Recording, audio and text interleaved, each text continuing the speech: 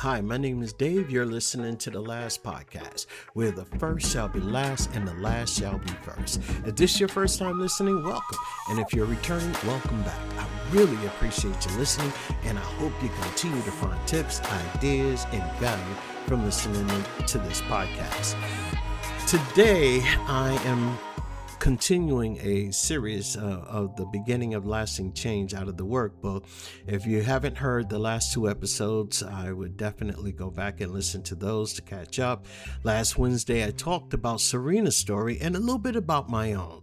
Today, I am just going to hop right into changing our foundational beliefs. And this is so key to everybody who is looking to have that lasting change that always seem to elude them. And before you can change in your life with longevity, you must first confront the most essential question anyone can ask themselves.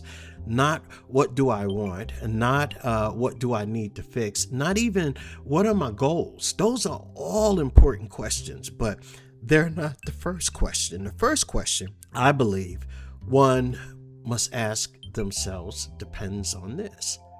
Who am I? This question is the doorway to transformation. It is the threshold between the life you have been surviving and the life you were created to live. It is the invitation to step past the noise, past the roles you have been performing, past the masks you've learned to wear, and into the depths of your soul, your heart, and your spirit. And I need to tell you this up front. This kind of work can be both painful and liberating. Why?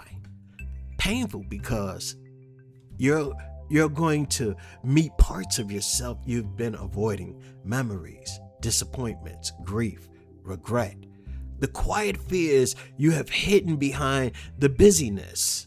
Liberating because I believe that for the first time, if you start to do this work, you won't be running from yourself. You'll be reclaiming yourself. You'll begin to grow in a way that is not cosmetic, not temporary, and not driven by guilt, but rooted in honesty, so it can last. This question is the shovel that breaks the ground, not a gentle scratch at your surface, not another motivational moment that actually fades by morning. This is the first strike that splits the hardening soil.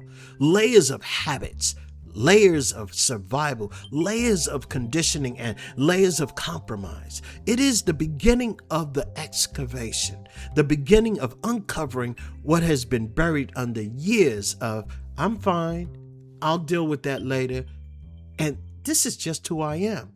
Because the truth is many people do not actually live their lives. They repeat them.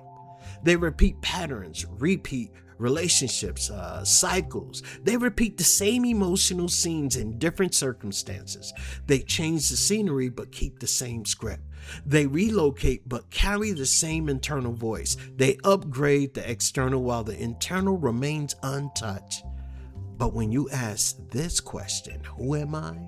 When sincerity, you interrupt the loop. You begin to see what has been driving you beneath the surface, your beliefs, your wounds, your unmet needs, your vows, your fears, your identity statements. You will recognize the moments you've given your power away. You'll learn what triggers you, what tempts you, what trains you, and what keeps you pulling back into the same familiar dysfunction.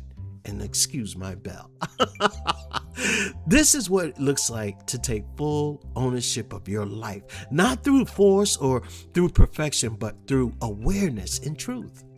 And this is where who am I becomes more than a self-help slogan. It becomes a spiritual confrontation and a holy alignment. But before you can even accurately answer who am I, you must begin with a deeper foundation. You must answer the question that goes beneath the identity, a question that settles the ground before you build anything on it. You must answer the question of whose am I? Why is whose am I comes before who am I? Here's the truth that most people or most personal development books never get to, and it's what makes the book, I believe, very different from anything else you've tried. You can know exactly what you want. You can know exactly who you are, your strengths, your values, your goals, your patterns, and still build on unstable ground. It can last for a while.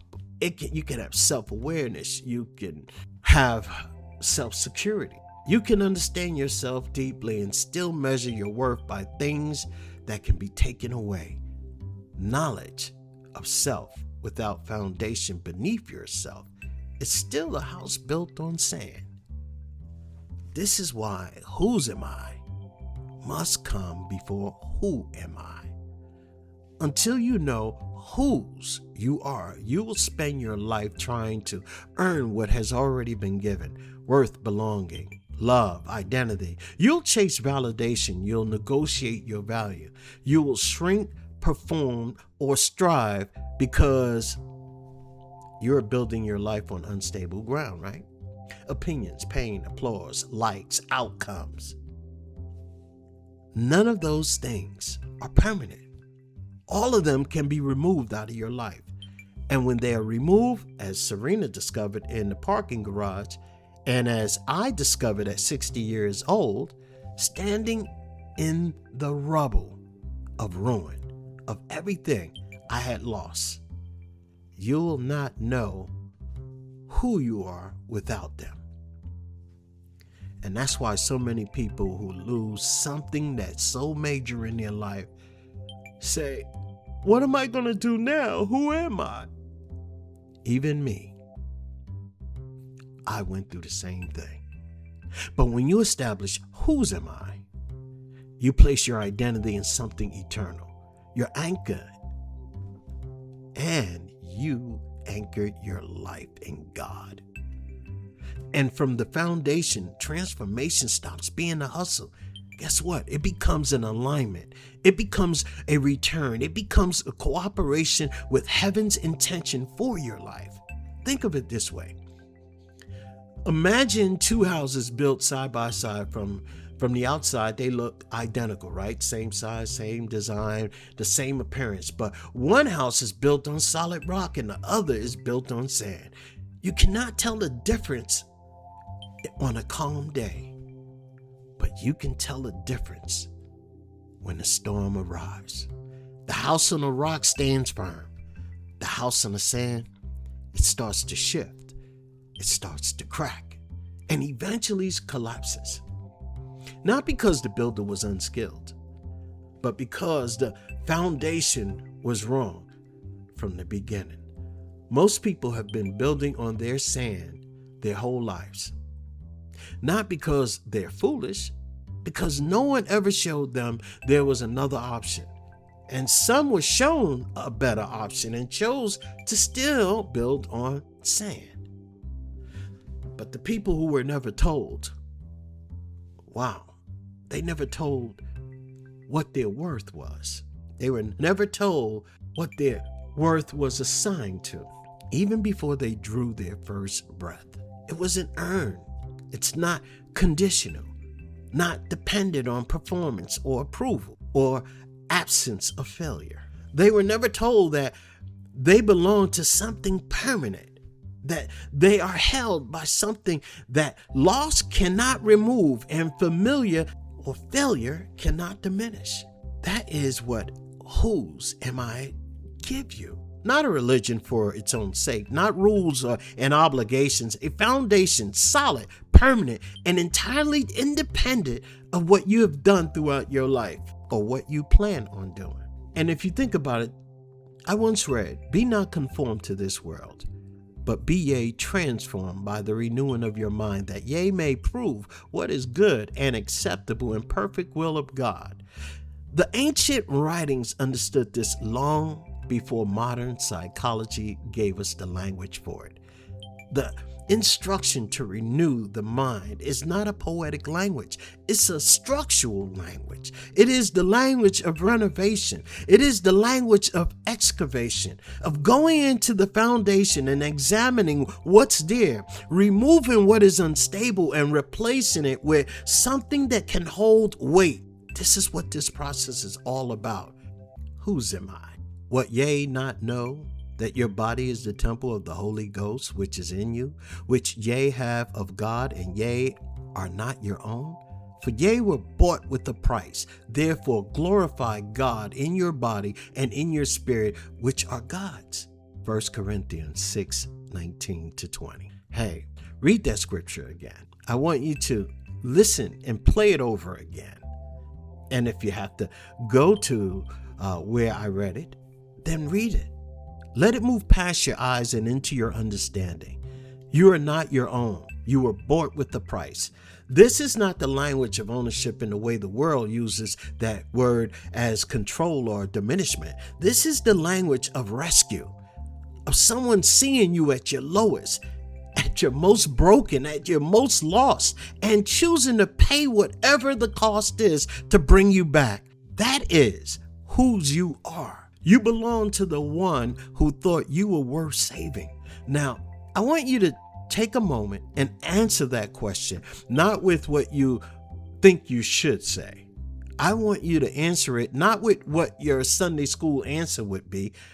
I want you to answer it how you actually feel, what you actually believe to be true for you, not what you think you should answer that question as because of somebody else or what the answer should be or you think it should be. I want you to answer that question for yourself with all honesty, because it matters right now if you could be critically honest with yourself. Whose are you? What's holding you in your storms? Write what you believe, what you are reaching for, or whatever your hope might be. But write whatever is true for you. That's what I want you to do. And now I want you to take that shovel and go a little deeper. If you truly believe in your bones and in your heart and in your head and in your mind and spirit that your worth was settled and permanent, what would change in the way you live? Ask yourself that and answer it. Write this stuff down on paper and start answering those questions. What would you stop doing? What would you start doing? What would you stop being afraid of? And you may not fully feel this yet, but that's okay. Healing is not about feeling it perfectly. I want you to understand that. It's you choosing to be present in the moment and constantly doing what you now believe to be true. And that decision will catch up to you because it's all about planting the seed. The root will come. I'm telling you. But I would like to ask you one more thing. This is a diagnostic question. I want you to get that. Who am I? That's a diagnostic question. Who am I? Think about who you are right now. Not who you want to be, not who you were. Who are you actually at this present moment? This is your benchmark, the honest starting point from which everything else in this journey will be measured upon and built upon. Now, here's something important to understand about this question. Who am I? It's not inspirational. It is diagnostic. It is asking you to perform, to present your best self, or to write something that sounds good. It is asking you to tell the truth about what is actually running inside you right now. Think of your identity less than a name tag and more like an operating system.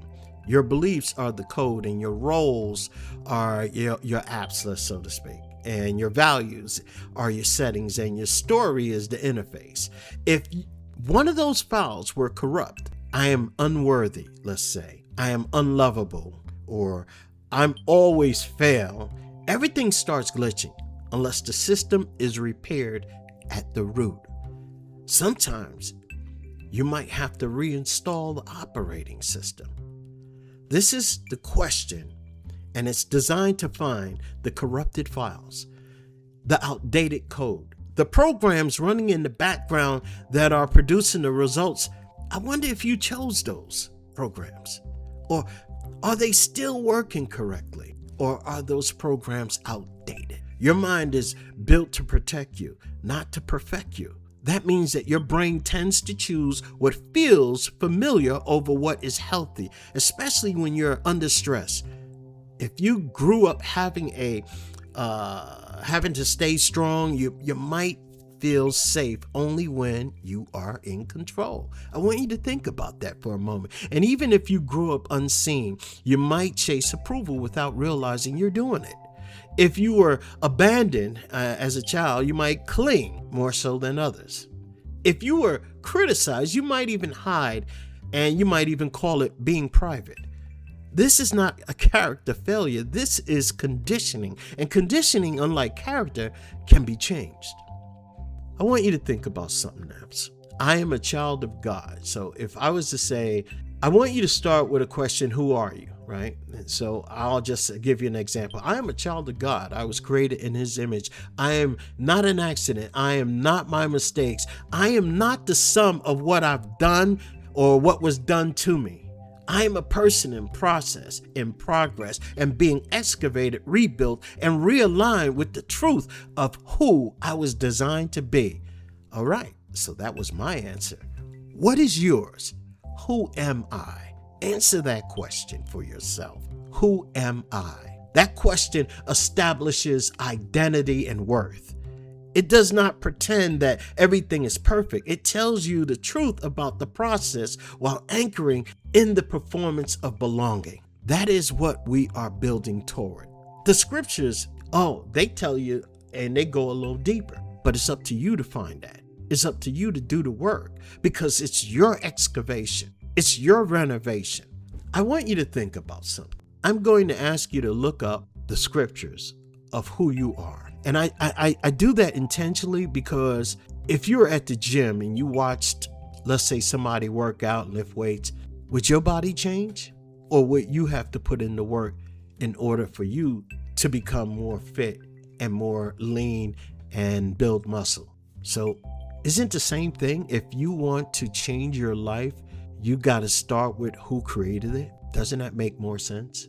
Hey, my name is Dave. I am going to be out. I want you to do me a favor and subscribe to this podcast and like this podcast. I really appreciate you listening and I thank you. But the question is, whose am I and who am I? I want you to go ahead and write down all of that and look it up and know for yourself whose you are and then know who you are right now. Because as you look and you answer those questions, whose you are, and then you start answering, this is a base question. It's a question that will not only tell you where you are right now, but it's diagnostic. Who am I? Because what you answer at this moment, when you're done doing all of your excavation and when you're done doing your renovation, you're going to be asked that same question.